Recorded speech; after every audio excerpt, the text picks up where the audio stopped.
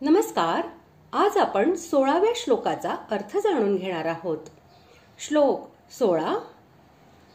वक्तुमर्हस्य शेषेण दिव्याह्यात्मविभूतयः याभिर्विभूतिभिर्लोका निमांस्त्वं व्याप्य तिष्ठसि.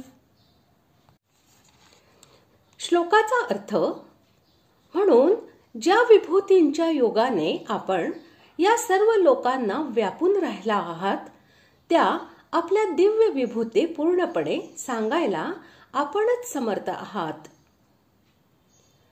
संपूर्ण लोकांमध्ये जे पदार्थ तेज, बल, विद्या, ऐश्वर्य, गुण आणि शक्ती इत्यादींनी संपन्न आहेत, त्या सर्वांचे वाचक येथे दिव्या या विशेषणासह आत्मविभूतया हे पद आहे.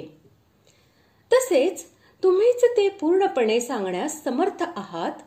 या म्हणण्याचा अभिप्राय असा की त्या सर्व विभूती तुमच्या आहेत. तुमच्याशिवाय दुसरा कोणीही त्यांना पूर्णपणे जाणत नाहीत. म्हणून तुमच्याशिवाय दुसरी कोणीही व्यक्ती त्यांचे पूर्णपणे वर्णन करू शकत नाही. यासाठी कृपा करून तुम्हीच त्यांचे वर्णन करा.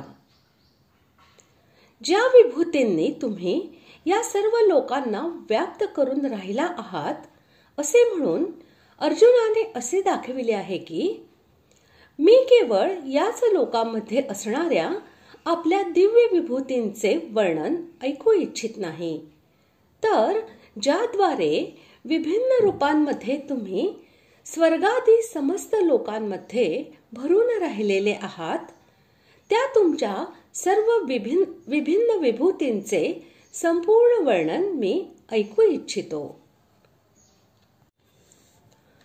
भगवंतांनी पूर्वी ही गोष्ट सांगितली होती की जो मनुष्य माझ्या विभूतींना आणि योगाला तत्वाने जाणतो, त्याचा माझे ठिकाणी अटळ भक्ती योग होतो.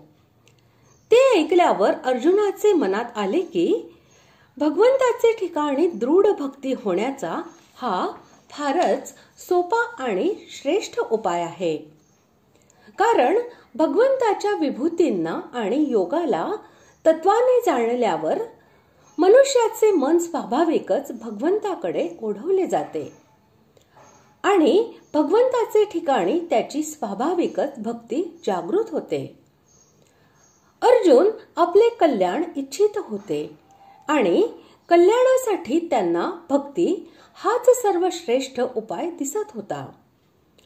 म्हणून अर्जुन म्हणतात की ज्या विभूतींनी आपण संपूर्ण लोकांना व्यापून स्थित आहात, त्या अलौकिक विलक्षण विभूतींचे विस्तारपूर्वक संपूर्णपणे वर्णन करावे. कारण ते सांगण्यात आपणच समर्थ आहात. आपल्याशिवाय त्या विभूतींना इतर कोणी सांगू शकत नाही. अशा प्रकारे आज आपण 16व्या श्लोकाचा अर्थ जाणून घेतला.